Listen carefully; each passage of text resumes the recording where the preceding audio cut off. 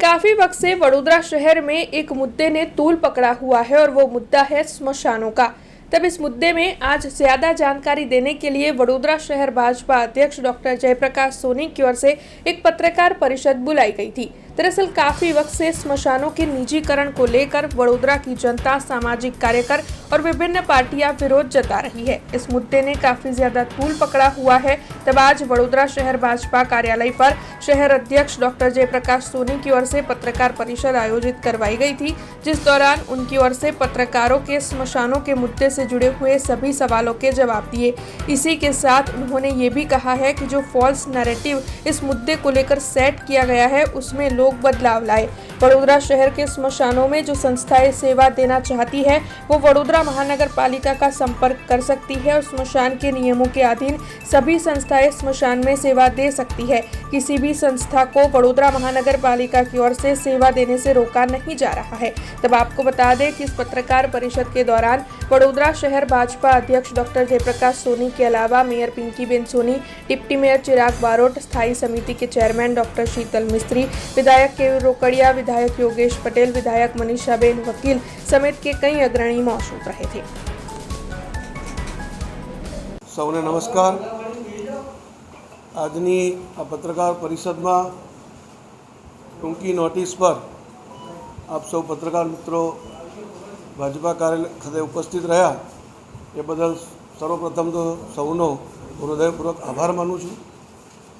આજની આ પત્રકાર પરિષદમાં ઉપસ્થિત સન્માનીય ધારાસભ્ય શ્રી માંજલપુર શ્રીમાન યોગેશભાઈ, શહેરવાડીના લોકલાડીના ધારાસભ્ય શ્રીમતી મનીષાબેન, સયાજીગંજ વિધાનસભાના ધારાસભ્ય Shri Keyurbhai, mayor Shrimati Pinkiben, standing committee chairman Shri doctor Shitalbhai, deputy mayor Shri Chiragbhai, પક્ષના નેતા શ્રી મનોજભાઈ, દંડક એવા શ્રી શૈલેષભાઈ, મહામંત્રી શ્રી એવા શ્રી સત્યેનભાઈ, રાકેશભાઈ અને જ્યાં પ્રેસનું અમારું સંકલન કરી રહ્યા છે એવા શ્રી મુકેશભાઈ અને અન્ય કાર્યકર્તા બંધુઓ,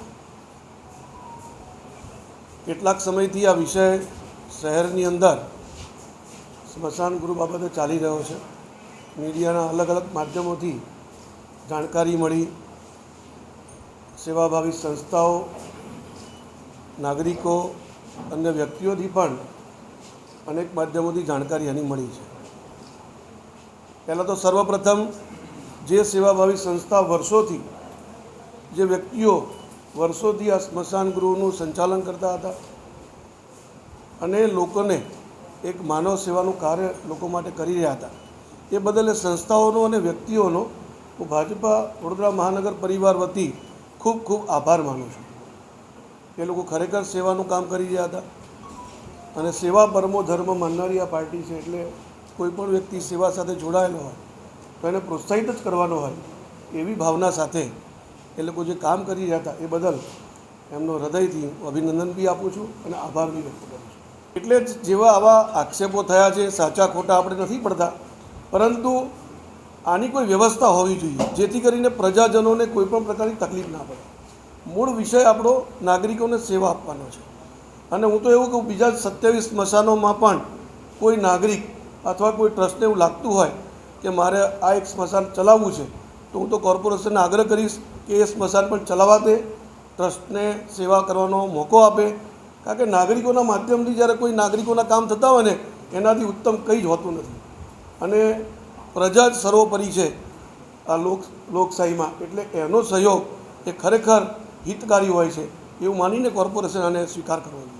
हमसे जुड़े रहने के लिए हमारे YouTube चैनल को सब्सक्राइब करें और नई वीडियो की नोटिफिकेशन के लिए बेल आइकॉन को दबाएं।